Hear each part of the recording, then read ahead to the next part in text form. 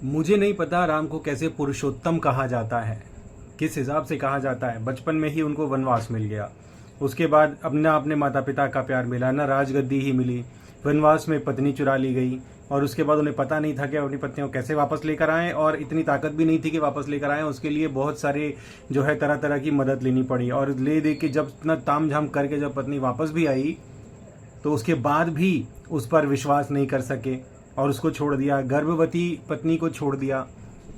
और जब बच्चे सामने आए बड़े होकर तो बच्चों को भी नहीं पहचान सके, ना तो एक अच्छे राजा ही बन पाए, ना एक अच्छे बेटे ही बन पाए, ना एक अच्छे पति ही बन पाए, ना ही अच्छे पिता बन पाए।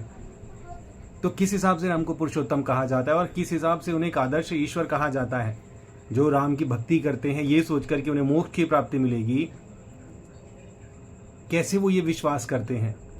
एक आदर्श ईश्वर का जीवन कम से कम जो है वो विक्टोरियस होना चाहिए। विक्ट्री जैसे जीसस क्राइस्ट है, जीसस क्राइस्ट का पूरा जीवन जो है वो अपने जो परमेश्वर ने जिस काम के लिए उनको भेजा था वो सारे काम जीसस को पहले से पता था कि उन्हें क्या करना है, और उन्होंने वही किया जो उनको करना था।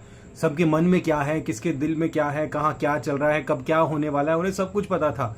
कब उन्हें कौन पकड़ने आने वाला है, कौन उन्हें धोखा देगा, उन्हें एक एक चीज सब कुछ पता थी। वो सब कुछ कर सकते थे, लेकिन फिर भी उन्होंने अपने काम को पूरा करने के लिए, जिस काम को पूरा करने के लिए उनको बचपन से ही पता था कि वो क्या काम करने के लिए आए, वही पूरा करने के लिए आए और वही काम पूरा किया।